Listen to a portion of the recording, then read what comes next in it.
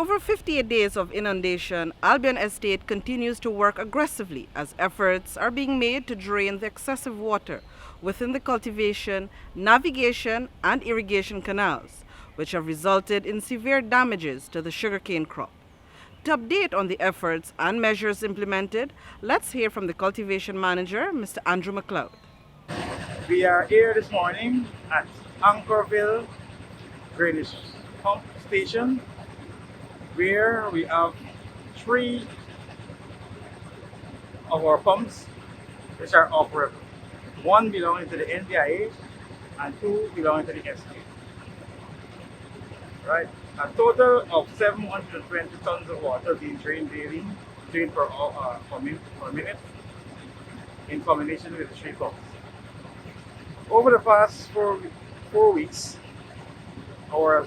we have seen a silent level of about 55 to 54.5 Gini level, which is determined as a severe soil condition.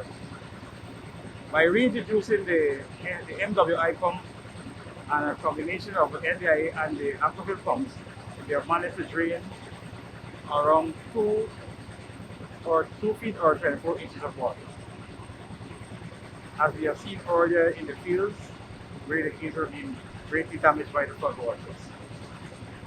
With this, we are continuing the effort of pushing, and we must thank NDIA as a partnership with us in getting a speedy recovery from the flood. The importance of this drainage station is to drain about 5,616 hectares of water, plus the surrounding community and farmers. Our greatest challenge at this time is the intrusion of water, which our pump haven't been designed for.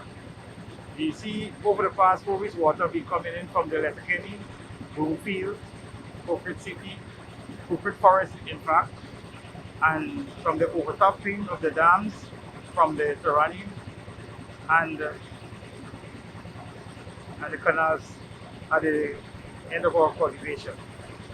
However, we have made a lot of progress by doing empolering to mitigate most of the water from coming in.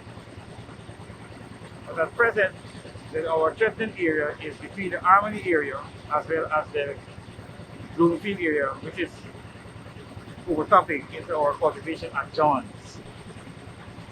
This has given us a challenge, posed the challenge us in bringing down the water in a timely manner.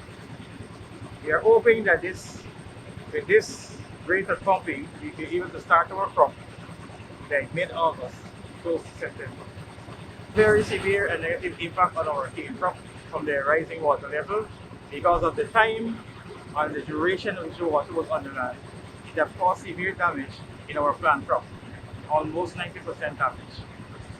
While in the recently harvested crop, the canes that were harvested last or between the month of April and May, we saw their total death. So we record in the spring crop, we have about 80% damage of our crop cane.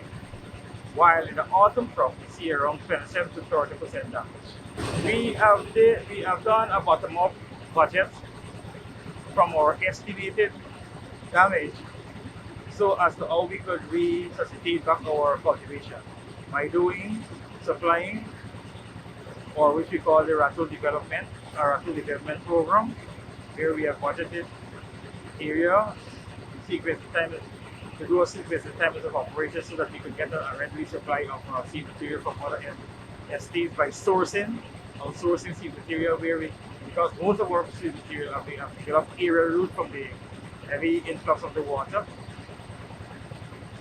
In this program, we plan on doing a 20% flower plant, and also we plan to do of which 30% should be land conversion, which is a faster activity.